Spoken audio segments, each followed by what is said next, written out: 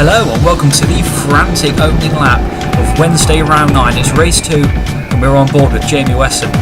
Round the light bulb then and through the switch on this first corner, they're going 2 by 2 most of the field, and as we head up toward the hairpin, the pack is stacked like a deck of cards being shuffled around, carts moving all over the place.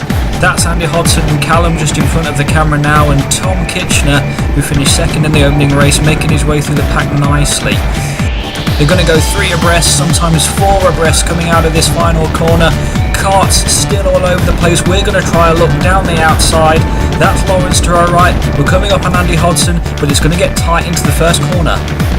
There's almost no room to manoeuvre on the exit of turn 1 as Lee Hammond nearly leaves the circuit and Jamie's struggling to tuck it on the light bulb.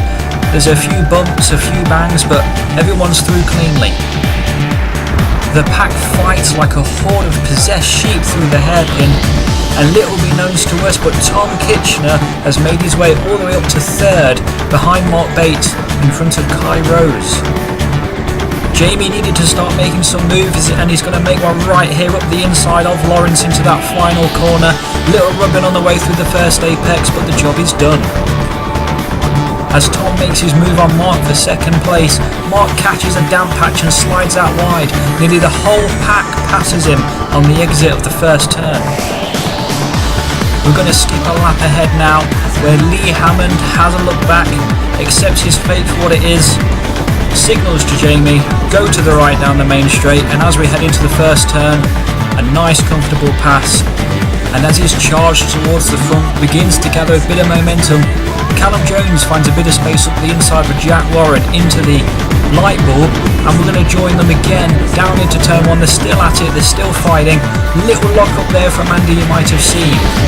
Now there's a little train forming now behind Kai Rose for 3rd place. The leader Dan Wright had made an excellent start, getting himself out of all the trouble, and you can see him just in the top left of your screen there. He made a nice gap as Jamie puts a move on Mark at the hairpin. He made a nice gap at the start of the race to build up a bit of a lead, which Tom is now hunting down. It's all getting a bit slicey and dicey down into turn 1 as that queue behind Kai Rose begins to compress. There was a lot at stake heading into this penultimate round. Jamie needed at least that 3rd place to put Tom under a bit of pressure for the championship. As the pack close up coming out of the hairpin, Jamie sees a gap and dominates the void left by Jack, moving himself up behind Callum. Heading toward the final corner then, turning is unpredictable, the grip still isn't perfect out there. Drivers fighting their cars to try and extract as much as they can. Heading down the main straight now, Callum's got a nice slipstream on Andy Hodson. There's not quite enough room, but Andy goes wide anyway. That allows Callum through. It allows Jamie to go up the inside, but he's pushed. He's pushed nearly onto the grass. He has to back out of it.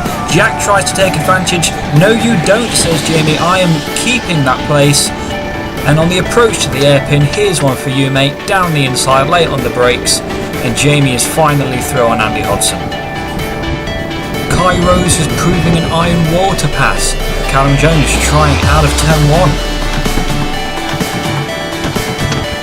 Out of the hairpin.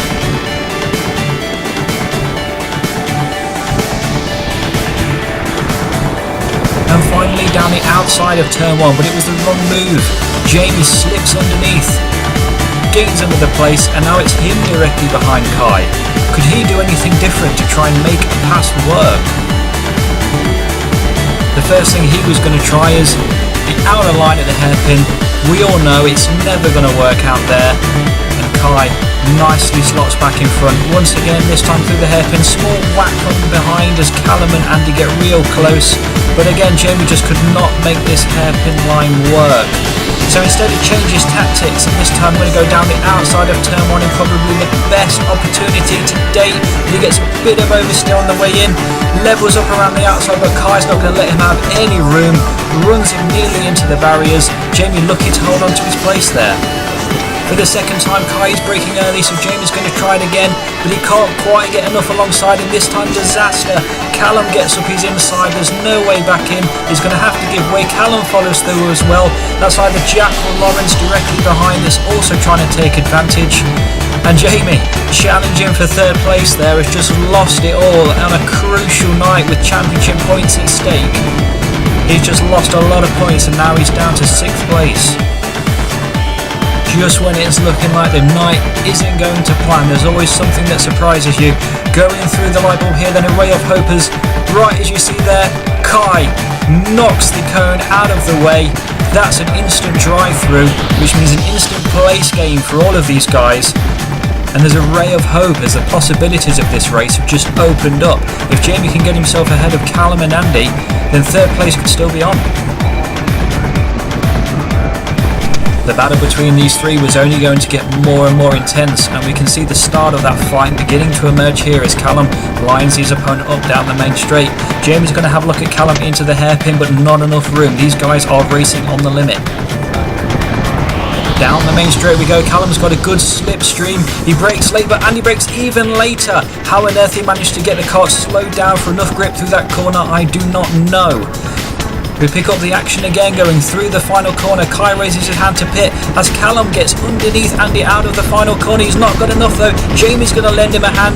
A little bump draft down the main straight. Jamie knows what's going to happen. Andy's going to be forced to leave a gap.